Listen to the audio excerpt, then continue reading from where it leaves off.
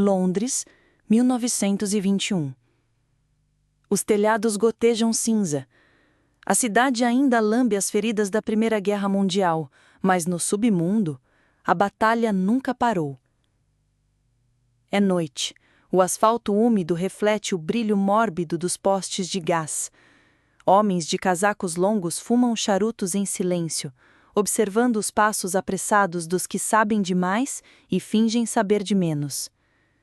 No coração desse mundo de sombras e apostas, duas forças estão prestes a colidir com a fúria de trovões engarrafados. Charles Darby Sabine, o rei das corridas de cavalos, e Thomas Shelby, o soldado quebrado que ousou sonhar com um trono. Mas essa não é apenas a história de dois gangsters. É a dissecação da vaidade. É sobre orgulho, território, instinto, guerra psicológica. É sobre o que acontece quando dois homens que não sabem perder se olham no espelho um do outro. Sabine não era um homem, era um sistema. Um império de navalhas, apostas ilegais e lealdades compradas a uísque e terror. Nascido de uma família ítalo-britânica, cresceu entre insultos e cuspidas na cara, mas engana-se quem acha que isso o fragilizou. Sabine descobriu cedo que respeito e medo podem se vestir da mesma forma. Onde outros pediam licença, ele abria caminho com socos. Onde outros tentavam justiça, ele oferecia resultados.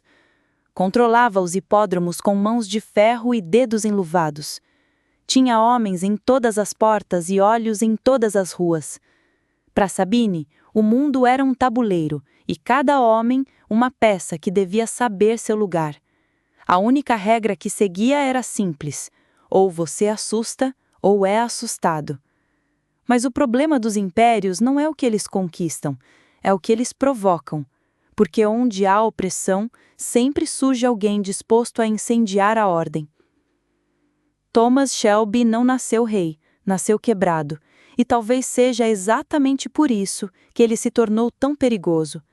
Porque quando você volta vivo da guerra e percebe que a morte não te quis, começa a olhar para o mundo com olhos frios.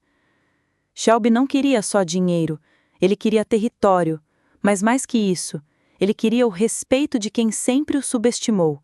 O respeito de Londres, de aristocratas, de italianos pomposos como Sabine.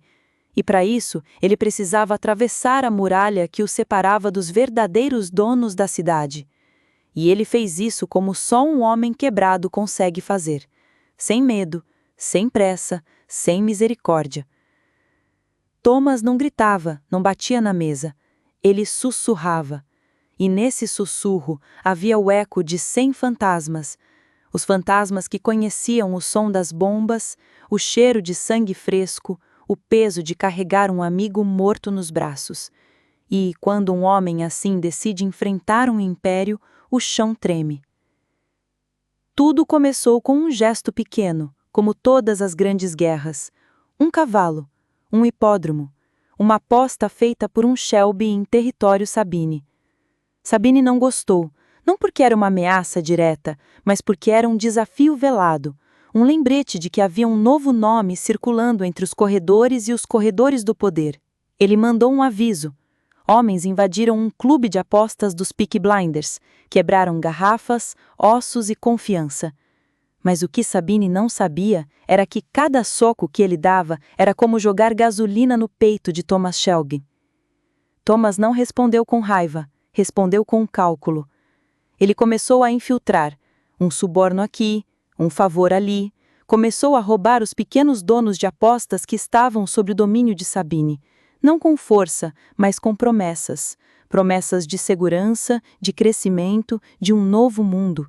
E isso era o que mais enfurecia Sabine, porque enquanto ele era feito de músculo, Thomas era feito de cérebro. Um homem como Sabine não sabe lidar com o silêncio, com a ausência do confronto direto. Para ele, a guerra era faca e sangue, mas para Shelby, a guerra era xadrez.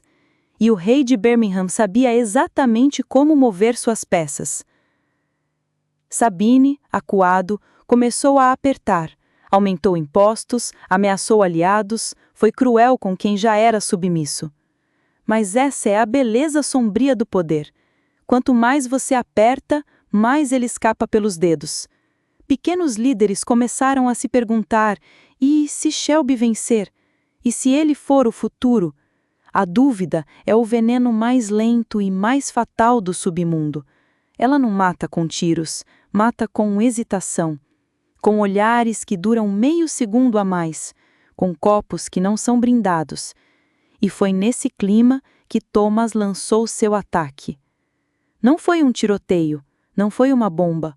Foi uma noite comum em Camden Town. Mas quando Sabine acordou, 3 de seus pontos de apostas estavam em chamas. Um dos seus capangas mais leais havia desaparecido, e um recado foi deixado com o sangue de um mensageiro.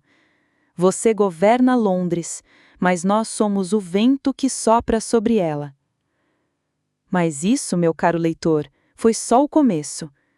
A verdadeira guerra ainda nem começou, porque agora Sabine estava ferido, e um leão ferido não recua. Ele ataca até sangrar o mundo inteiro.